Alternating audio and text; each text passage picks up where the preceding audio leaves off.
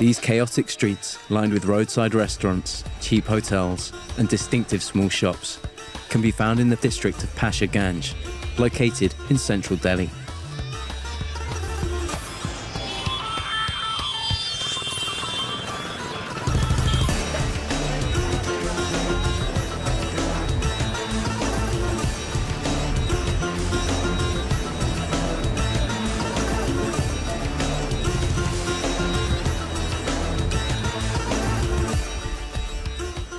The local police station is close to the railway station, next to the gates of the infamous Old Town, and is based to 160 serving officers. Among them is 26-year-old Vikram Singh. He is attending the daily 8 o'clock briefing. During the meeting, Vikram and his colleagues are given the details of an anticipated religious procession involving some 800 participants. It's expected it may cause some congestion on the roads, and the police have a responsibility to ensure good traffic flow. Despite his young age, Singh has already risen to the rank of inspector and intends to pursue a career in the force. He comes from a respectable middle-class background, and high-ranking police officer would be considered a suitable ambition. But the climb up the corporate ladder demands a great deal of the young policeman. 24-hour shifts are normal for Singh, and the opportunity for healthy sleep is rare. In the morning they tell us what all we have to do, what all we have to check. We have to maintain law and order in the city. And then in the evening we have to tell what all we have done in the day. A very stressful job? Very stressful. Definitely we get several kind of complaints and different types of complaints. We have to solve them. Next to Mumbai, Delhi is the most important metropolis in India. But while Mumbai is a centre for global commerce, Delhi is home to the seat of Indian government and stands for tradition. The city is divided into 3 major parts: the ancient centre of Old Delhi, New Delhi, constructed under British colonial rule, and in the last decade, as a result of business development, the growing Delhi suburbs. The new Indira Gandhi International Airport and the high-rise district Gurgaon have been trying to tame the chaos of 17 million people sharing one urbanised area, without much success. The new motto of the city's wealthy is to leave the centre and relocate to live and work in the suburbs, where there is more space. Back in Old Delhi, Police Inspector Vikram Singh and his partner patrol the streets of Pasha Ganj on their 30-year-old Royal Enfield motorcycle. They're out inspecting hotel registration forms, which are closely monitored. Ever since the terrorist attacks in Mumbai in November 2008, the entire country has been on alert. There is a fear that Pakistani Taliban terror cells could be hiding in every nook and cranny of the old city, and the narrow lanes need to be controlled by foot. A lot of people stay here because it's near to the railway station. They come from the different state and they don't have money to buy home or go any other place, so they just sleep on the footpath, and sometimes they expire also because it's too much hot and too much cold here. So then we have to take them to the hospital and not do all the things that last night also we do sometime because too much congested near the railway station. So we have people from every walk of life here. We can see from every state, in fact from every part of the country. Yeah, it's not a police service. I will call him this as a social service. Police is more like a social service. We have to serve each and every kind of people here. Unbelievable. It's unbelievable, but it's true. The police in Old Delhi must work tirelessly to maintain order on the district's bustling streets. The eastern end of the district is home to the largest handbag and satchel market in Asia. Many traders pile their goods to the edge of the public roads in order to advertise their wares, impeding traffic. Such violations do have to be policed, but remain one of the area's smaller concerns. Inspector Singh, can you understand from a European point of view, this scenery is a bit crazy? It's your aspect, how you look at it, whether you look at it as a crazy or you look at it as something very lively. This is not craziness, and we are trained for this only. We have to handle this situation every day. Everybody has different temper and every different time, so we can't say they lose their temper, but because everybody lose temper at some point of time. So they also sometimes. but we can handle it. That's a little bit dangerous, but these things go on. These are allowed. How will they carry in just a congested area? It's not possible to bring truck or something like big truck here. So they use this cycle rickshaw. As night falls in Delhi, the ancient city is transformed. For the city's police, this is the toughest part of the day.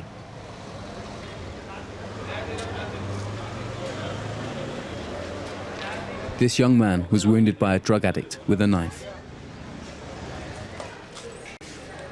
Back at the station, this pickpocket is begging for mercy. He will be held in the cells for the next few hours before being released with a caution. Since Delhi hosted the Commonwealth Games in 2010, the district of Paharganj has increasingly become a tourist hotspot. It's a popular destination for holidaymakers and backpackers from around the world. The small boutique hotels are not only inexpensive, but most also offer rooms to Western standards, which is not always a given in India. To ensure the safety of tourists, Chief Inspector Vikram Singh and his force increasingly patrol the trendiest night spots and often show their presence on the hip Arakashan road. Also Angst hatten wir bis jetzt überhaupt nicht, weil es sind überall Leute. We aren't afraid. There are people everywhere, and no one has tried to bother us. They just stare because you're a Western, but we're not scared. Weil das für die ganz unbekannt ist, aber Angst hatten wir bis jetzt eigentlich noch nicht. Ja, also ich denke mal, man sollte sich einfach im Klaren sein, dass man One has to be aware that we are not in our lovely Germany, where everything is regulated. Oder Österreich natürlich. It's a bit more chaotic here. You have to be prepared for that. And then it all comes together.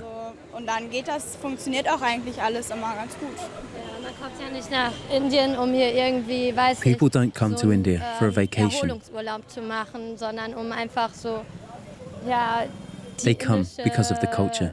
Kultur zu erleben. For tourists at least, it seems the old city of Delhi may only be as appealing as it is chaotic. In order to take advantage of the city's bustling charm, a few years ago this Dutch entrepreneur founded the Delhi Bicycle Company. Every morning at 6, they take groups of tourists on a 4-hour bike ride through Old Delhi. Local guide Shashi is taking this group of German and Austrian travellers on the tour. Between 6 and 10 a.m, the traffic in Old Delhi is still relatively quiet, which is why the cycle tour has such an early start. For me, Old Delhi is a place which is very interesting because it's full of narrow streets. So every street has a different story to tell you. So every day when you come, means I have this experience coming here for quite a long, and every day I come, I see something very different. And it's like a very routine life which you can see in Old Delhi. Means no doubt people have moved to some posh colonies and to some ultra-high buildings. But Old Delhi, I think it still restrains, it still contains its cultural side, its old traditions. So it's a full of a cultural feeling for me. It's really interesting to cycle around. As a pedestrian, it feels like you're always getting in the way. You seem to have more authority with a bicycle, and it's a completely different perspective. It's really exciting for me to experience the traffic so directly. It feels completely different than when you're in a rickshaw. With a bike, you're right in the middle of it.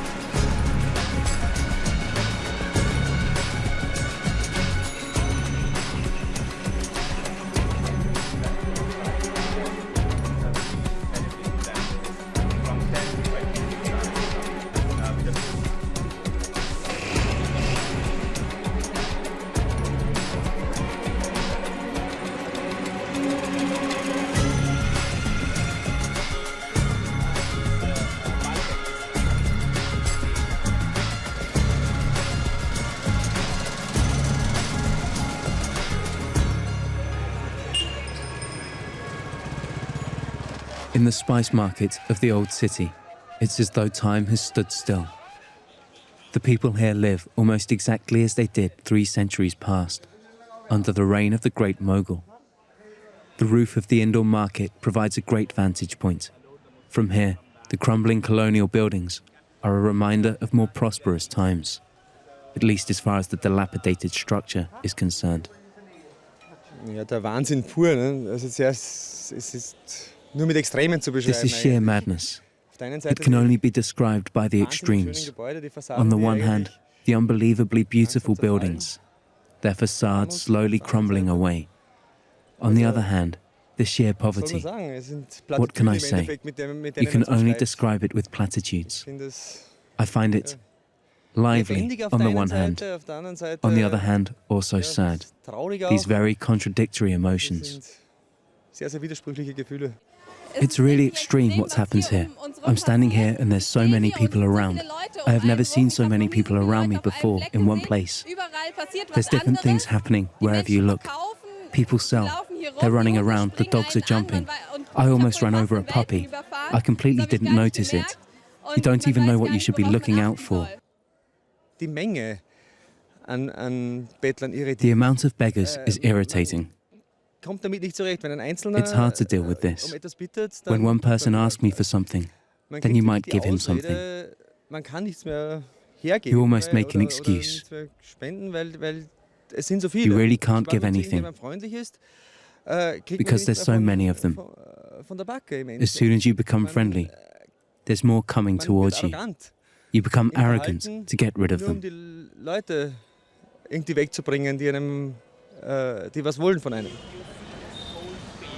Chandi Chowk is the name for the historical main road in Delhi. In the morning, beggars line the streets waiting for food. They are also tended to by a consulting doctor, working free of charge. The cyclists only have time to momentarily process the situation. But for tour guide Shashi, it is an integral part of Indian society and has been for centuries. It's not something new. It hasn't developed like from the last couple of years, but it's a legacy of the feudal system which used to exist in India long years ago.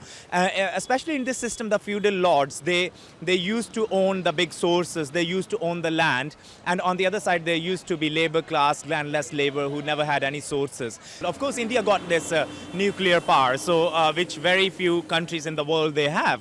So I think this is the biggest achievement. What on the other hand means like I think India needs to more focus on its poverty, on its economic problems, to make the poor rich, to give them the sources. I think those should be the priorities.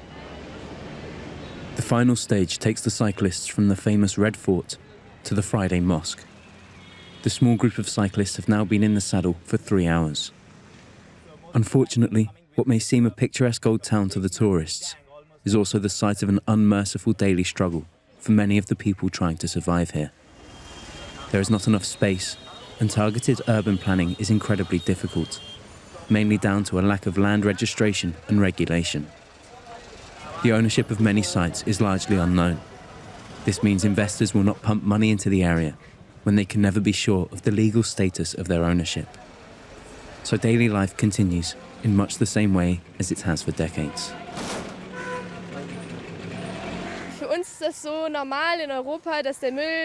For us in Europe, it seems so normal that the trash is taken away, that it's in bins and that someone takes care of it. It's hard to understand, but for them it's so normal. And you also get used to it and accept that it's just here, that it belongs to the city texture, that it's commonplace. Here in Delhi and in other Indian cities, the whole life takes place in the streets. You get the impression that not much happens indoors. And accordingly, the slaughter also takes place in the streets. Where else? And that's why it's so extreme. It's an experience to see it, but it belongs here, and it's interesting to see how people handle this. There is no panacea in sight for the sprawling urban mess. In fact, it's likely to keep getting worse before it gets better. India's rural exodus has only just begun. cities like Delhi and Mumbai are expected to grow explosively in the coming decades. By 2030, it's estimated Delhi will swell from 17 to 28 million people, becoming a true megacity. Even now, 1,000 new cars are registered in the capital daily. The subway and new road network are just a drop in the ocean when compared to the real scale of the city's mass transit problems. Thank you for your time, sir. Venkat Narayan is a well-known television and newspaper journalist in Delhi. He has followed the political development of India for almost half a century.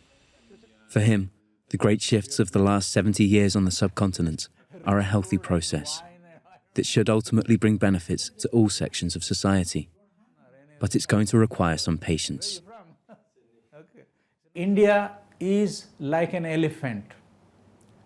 It cannot run like a horse.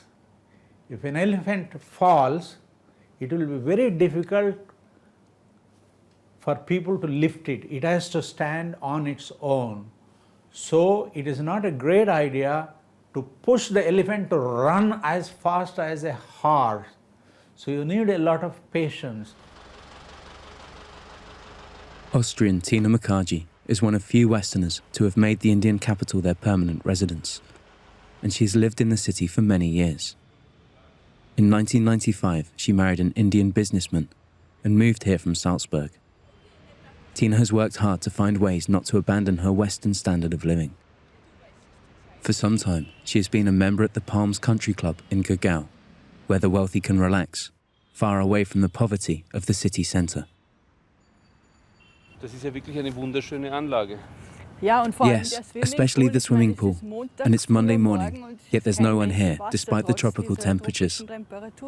Und können Sie das auch nutzen? Naturally, we come here every Monday and Wednesday to swim, and are always alone. Wie gibt's das? Well, other people are busy. Now, the British ruled this country for 200 years and went home in 1947. At that time, the literacy rate was barely 15%. Today, it is nearly 70%. And in India, there is a connection between education and your ability to get a good job. Those who have not had the privilege of having a decent education, they are languishing at the bottom of the ladder. Would you like to have it? Yeah, we would like to have 2 sweet fresh lime soda, please. Thank you. It's like in a 5-star hotel in Europe, only much warmer and with excellent service. Yes, there are more mobile phones than toilets, that's absolutely true. The concept of toilet, the Western kind of toilet, is still not percolated to the bottom. So people go into the open, the fields, and every village has fields and all that kind of this thing. And you have, each village has a tank, a water body. And people go there, defecate, brush their teeth, have a bath, swim in the water body and come home and things like that. The reason why there's so few Austrian women living here is the weather. It's over 40 degrees for more than 6 months of the year. And when you come from Austria, it's hard for the body to adjust. Then there's the infrastructure. The life here is exhausting. Many electricity failures. It takes a long time to travel from point A to B. There's hardly any supermarkets, so it's really hard for women here. Personally, I can only deal with the poverty in India because I get actively involved. I do it in 2 ways. First, I try to support the people in my environment, especially children of my employees. I pay for their school fees and medical care. I make sure the children of my cleaners can have access to computers so that they have more chances in life. Und ich versuche mir auch I also engage with street children, anderen, also auch that is with projects that deal with them. Projekten, die Straßenkinder And this does betreffen, take up a few hours a week. wirklich zu engagieren. Und ich mache das But auch only einige long-term Stunden die actions Woche. can make a difference Nur here. langfristige Aktionen helfen hier was. Now, India's growth rate, it used to be 8-9% 5-6 years ago. It is down to 6. And the World Bank and IMF are saying, you know, it will be only less than 5%. But what is the rate of growth in Europe and America? 2%? 2.5%? We are still, our growth rate is better than America and Europe. And do you know our trade with China? It's $70 billion. In 3 years, it is going to be $100 billion. So the Indians have realized that we can't depend only on Europe and America. We are doing business with Africa. You go anywhere in Africa, you'll find a Tata car or this, that and the other. South America, we are expanding in a big way. So we are diversifying our trade basket. Global player. So it doesn't bother to us. Greece and Spain, they go broke, but India will never grow broke. For those benefiting from India's boom, the beautiful future of Delhi isn't actually in the city limits. It's beyond, in the 25 to 40 kilometers of planned suburbs.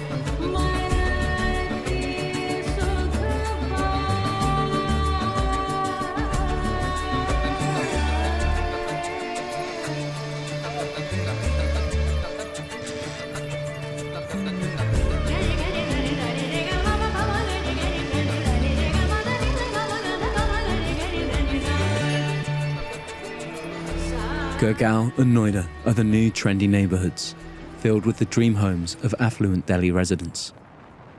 Noida has gained world renown for its Formula One Grand Prix circuit. The Indian Grand Prix has been hosted here since 2011.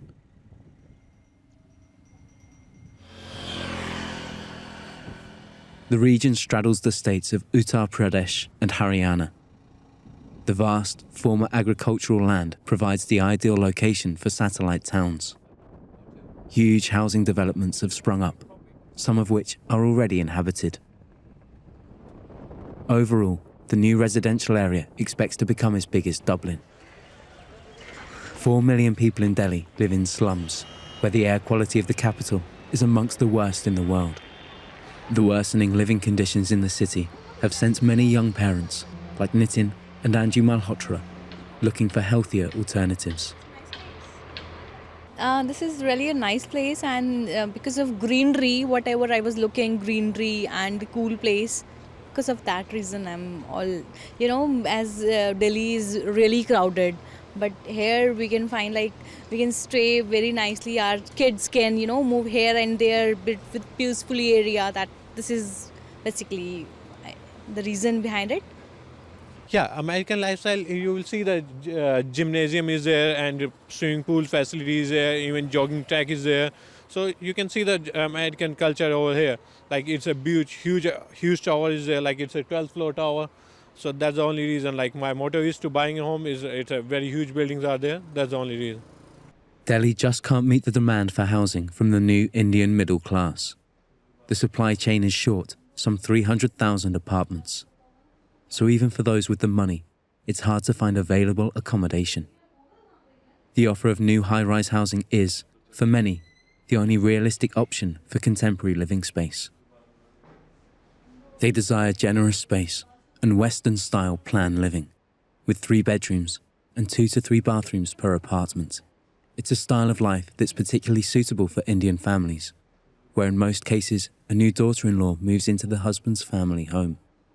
It's typical for 3 generations to share a household, but decidedly unusual for that household to measure 200 square meters, rather than a slightly more modest living space of around 60 square meters. So the young family's enthusiasm is quite understandable. Wow feeling. It's really, if I'll compare from my home, which is in Delhi, it's really lovely, and the space of this home is wonderful, and I really like the kitchen because it's my area, and I can, enjoy here as in kitty party I can arrange here, wherever the kids can, enjoy. They have their good bedroom. The Malhotras belong to the growing ranks of the new Indian middle class, which now has a population of around 300 million individuals. As they move to the satellite towns like Gurgaon, their living conditions should improve significantly, provided that the sewage system works and the country can get its energy problem under control. During the most recent summer, half of the days passed without power. 600 million Indians were affected, and power outages across the country are still common. There simply isn't enough energy to go around. For the vast majority, some 1 billion impoverished Indians, the future looks less rosy. For these people with no education, struggling to fulfill basic needs as elementary as having enough food, clean water, and fresh air, the economic boom brought on by nuclear power is a pure numbers game. Just how sustainable is a society built on such a stark imbalance between the haves and have-nots? The Hindus believe, rightly or wrongly, in the theory of reincarnation. What that in simple language means is, if in this birth, if you are born a poor man, the religion teaches you to believe that you are a bad guy in your previous birth. You may have committed some crimes, so it is God's way of punishing you by making you a poor man. Okay? The average Indian believes this, which is why there will never be a revolution of the kind you had in China or Cuba or Vietnam, any of these communist countries, you see. So that is not going to happen. Here is something for all the Hindus of Delhi to share, rich or poor. The city's many festivals, constant celebrations of weddings and worship to 1,000 Hindu gods. In Delhi, you live in the present, in the moment, and let the future take care of itself. And if you aren't done with the huge challenges you may face in this life, then maybe they can wait for the next one.